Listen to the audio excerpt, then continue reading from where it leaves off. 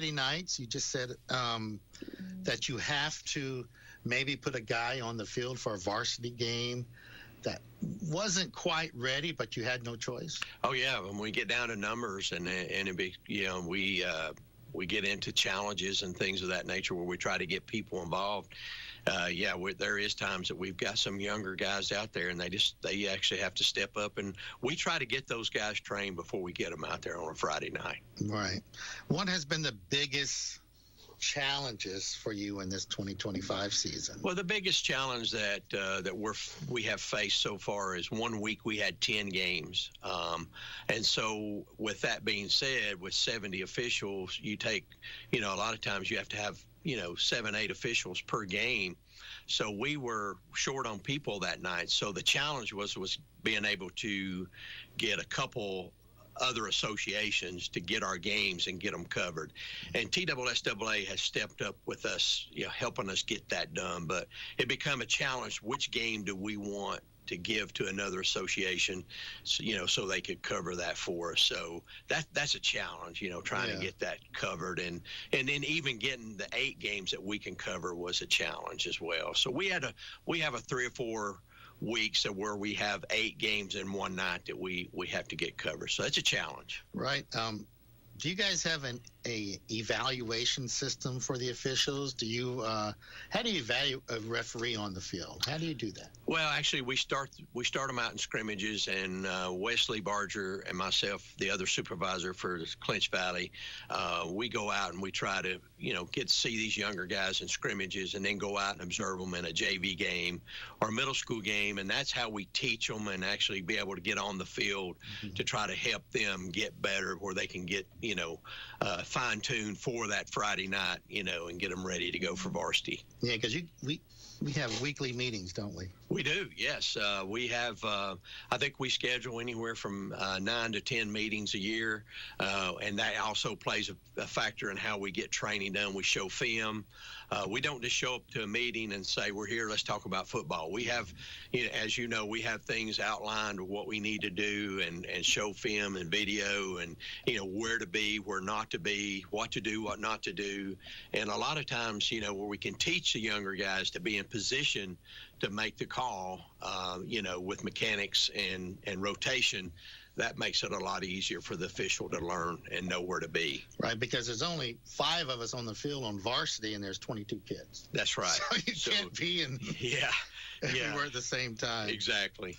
What's the relationship between your organization and coaches and athletic directors around? Well, our relationship's been really good. When we talk about officials to coaches, we always tell the officials before they go out, hey, communication's a big part of what we do, and people don't understand there's 3 teams on that field. There's team A, team B, and then the officials. And so the coaches have to communicate with the kids on the field on both teams, and then we have to be able to communicate as a group of 5 officials or 6 or 7, whatever we may have that night, to be able to communicate. And we only have to not only communicate with each other, but we got to communicate with the coaches, the athletic directors, things of that nature. And that makes the game run so much smoother if we can all be on the same page and communicate with each other.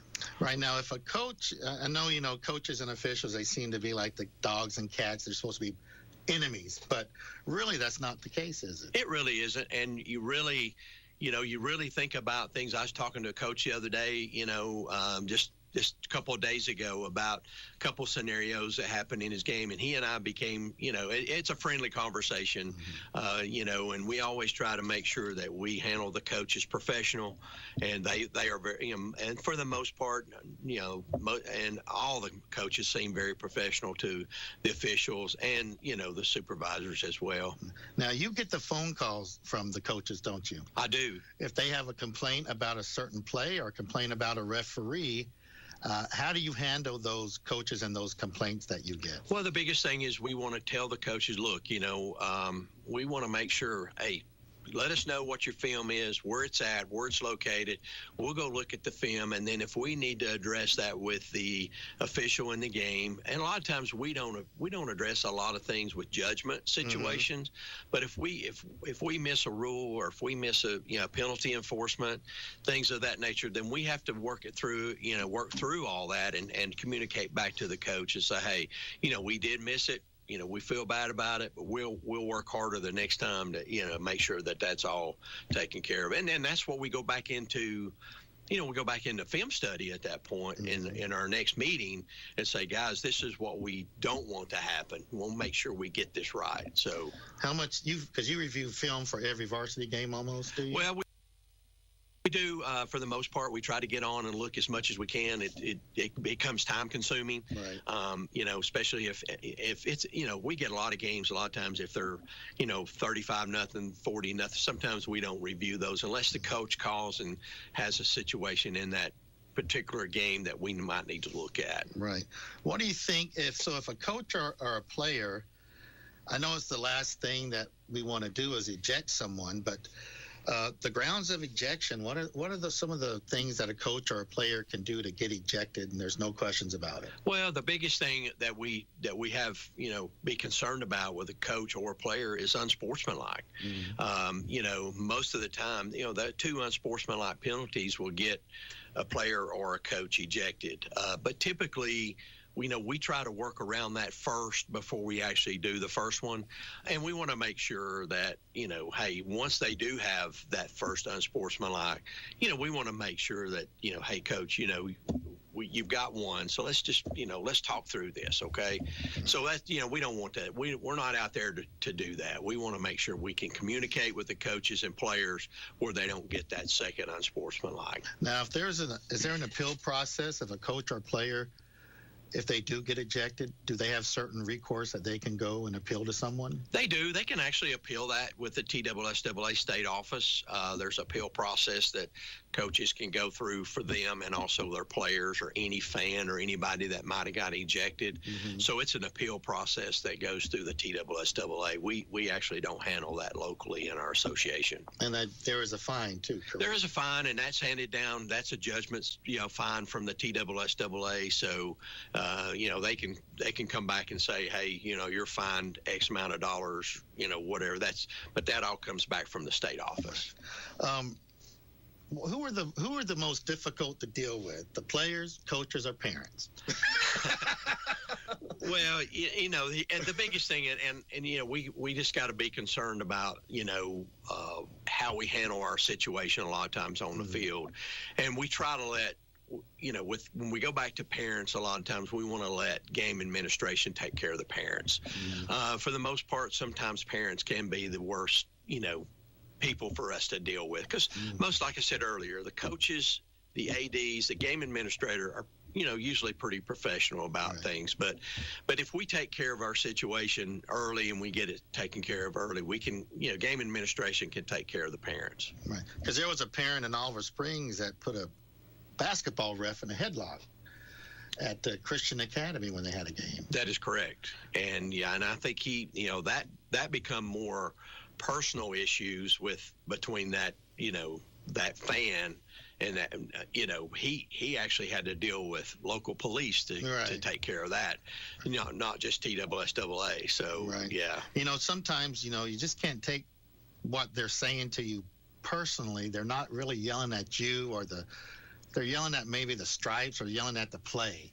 Right. So yeah, that's correct. I could see the coaches, getting into it because they spend a lot of hours on the field with these kids and training them and lots of, film they're watching. So, it can get emotional sometimes. It can. And they put a lot of time into it. And a lot of people don't understand how we put a lot of time into it ourselves. Exactly. I mean, we referee scrimmage games.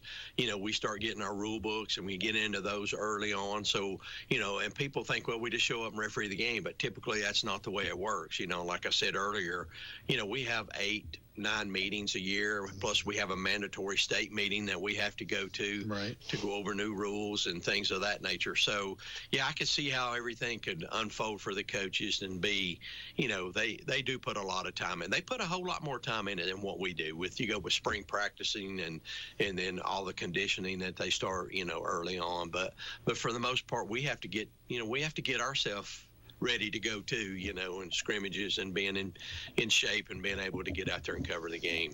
Right. What is your philosophy on officiating to the new guys that are coming up, or to any guy, the older guys? What's your philosophy? What do you tell them about being a good official?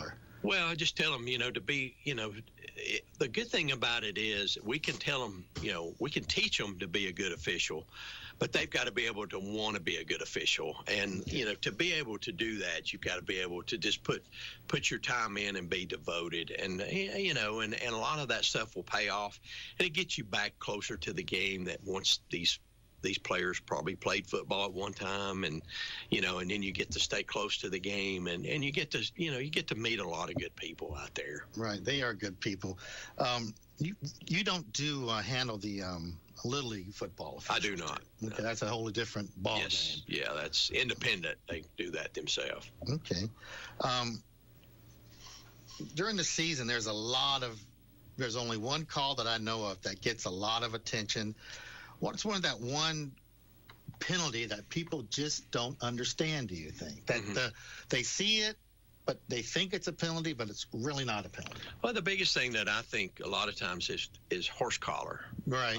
That's one of the hardest ones, I think, that they don't quite understand. And and to be a horse collar, it's got to be, around the placket of the name placket on the jersey. It's got to be inside the jersey, inside the shoulder pad, and they have to be pulled backwards. If they get started pulled backwards and then hit forward, then we don't have a horse collar. So that's a tough rule. It's a tough one to call too.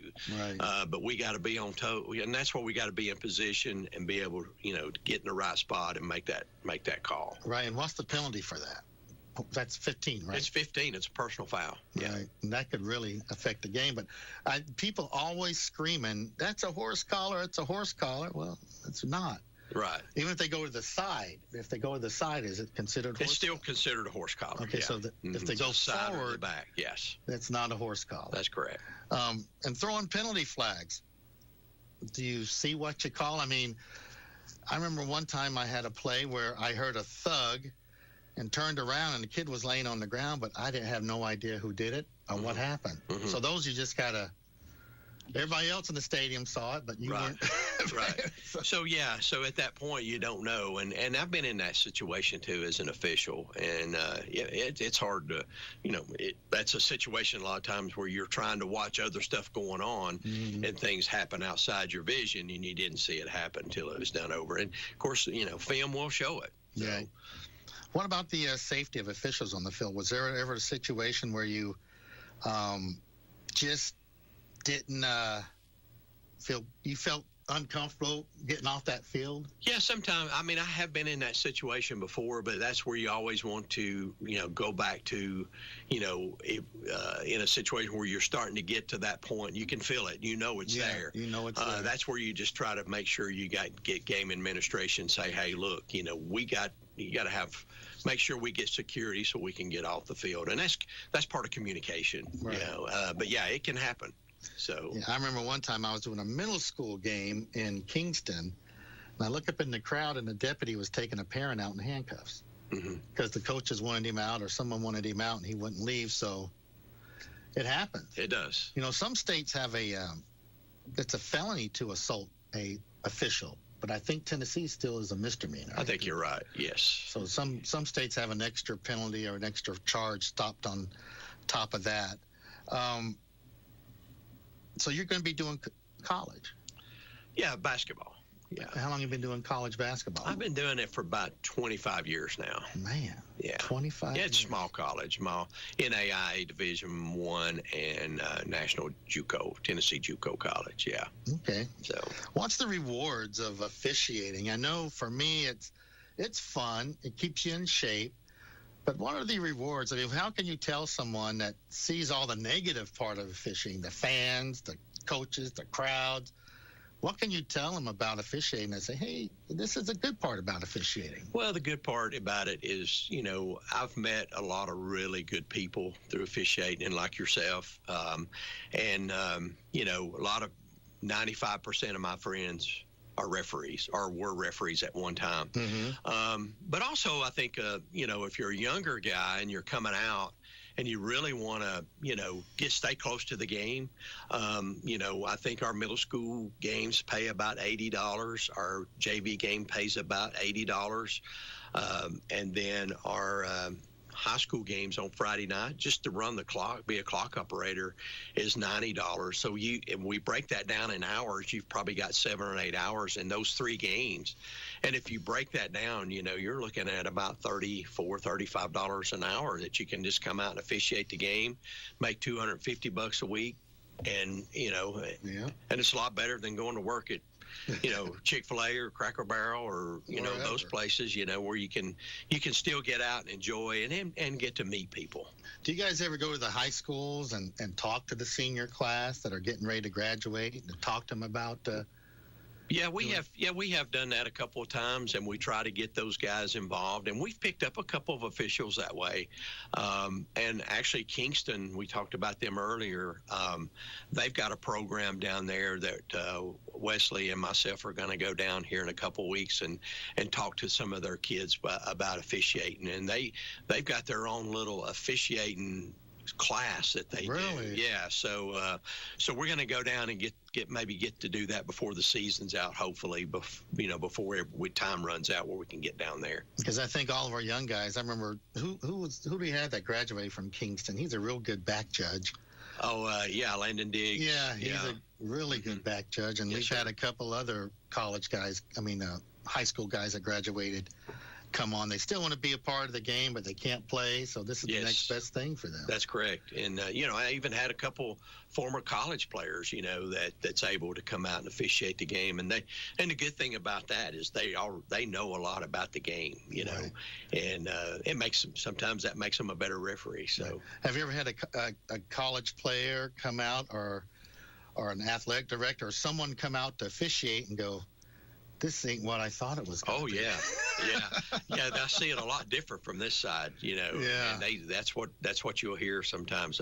Man, I played football for 12 years, all through my, middle schools and little leagues and all that, and then they come out and they officiate 1 year and they're like, well, man, this is not what I thought it would be. It's still there.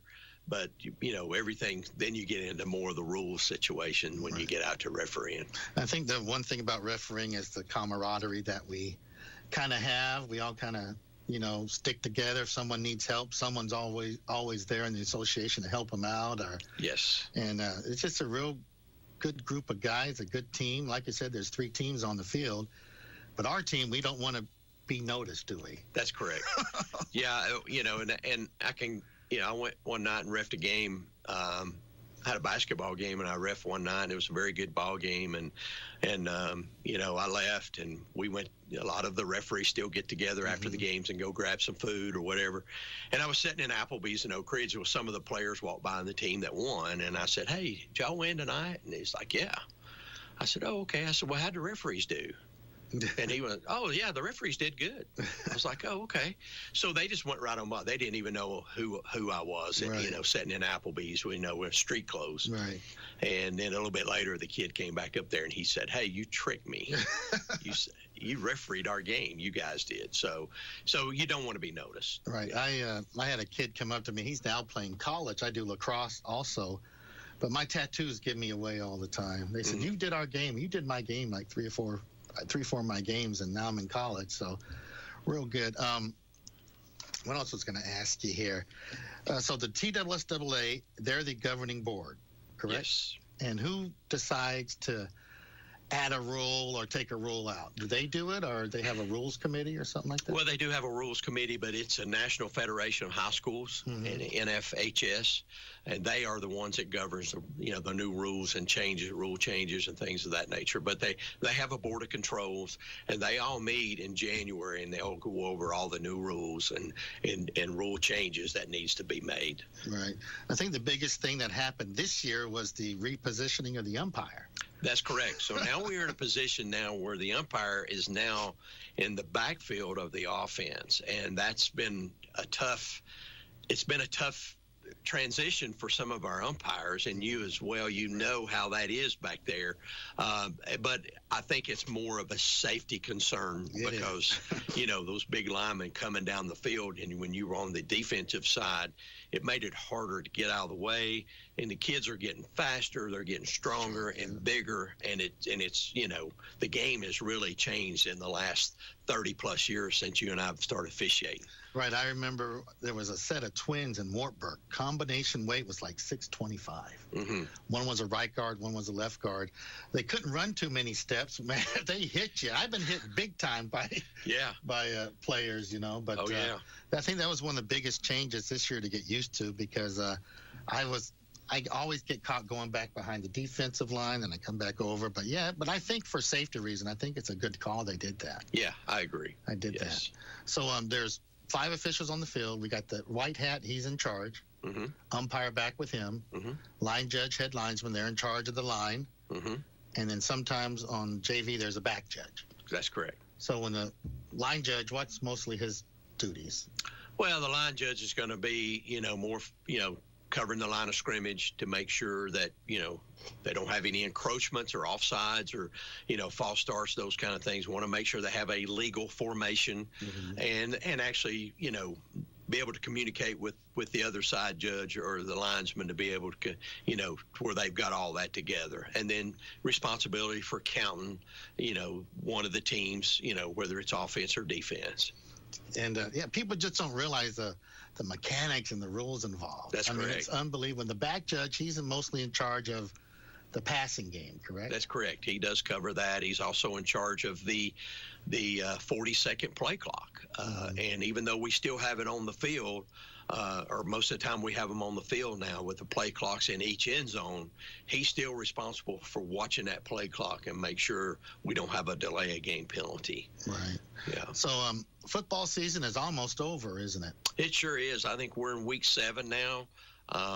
We've got maybe 4 more weeks left of regular season. This thing's going to start wrapping up here in about 3 weeks. So, we got 4 more weeks counting this Friday. Right. So I think so. Everything's going to start winding down, and then we get into playoffs, and that's when the fun begins. And that's what another thing I wanted to talk about is being able to get into a playoff game. Sometimes that's a lot of fun to travel up the road. Sometimes when you're going 2.5 hours away with a crew, and being able to go to a different school to officiate a playoff game where nobody knows you. Yeah, so you don't even know anybody, and they don't know you. Now, who selects the guys to do that? That comes from the local TSSAA supervisors. That would be myself and Wesley. Okay, and those guys got to be good. Yeah, we want to make sure we've got and that's what TSSAA wants. They want your best guys out there to cover the playoff game. So, to represent. Represent, yes, that's correct. So basketball is next. If someone wants to be an official, I know there's short officials in every sport, wrestling, volleyball. I know for lacrosse, there's only 8 of us to cover all of East Tennessee. So if someone wants to be an official, how do they go about doing that? Well, they can contact Wesley or myself, or just go to the TSSAA.org and go on to the officials tab. And then they can go in and register there and become official. It's pretty simple. And then once they go in and register, they have to, ask a few questions, answer a few questions, and they have to pass a background check and pay their money up to be a part of the TSSAA. Right. Yeah. It's not that hard. Not hard. Pass a background check. Yeah. And then if you go to the meeting and you go do your first game and you go, oh my gosh, this ain't for me. Right. It's better to find out early than that is be on the varsity game, against Oak Ridge and Anderson County or whoever the big rivals are around here. Right. Well, Gary, man, I want to thank you for showing up today. You want to add anything before we get out of here? No, just you just like to leave the door open for young officials to if you're out there and you're wanting to sign up, it's a really fun thing to do, and you can have make a little extra money, and we'll be glad to have you. And it's keeping we got clock operators, got 2 clock operators, and so yeah, just stay involved in the game. Same with parents that are empty nesters that used to go out all the time and watch their kid play on Friday night. Now they're away from to college, and it's fun. It keeps you in shape too. That's true. Keeps you in shape. Yes, that's correct. And round is a shape.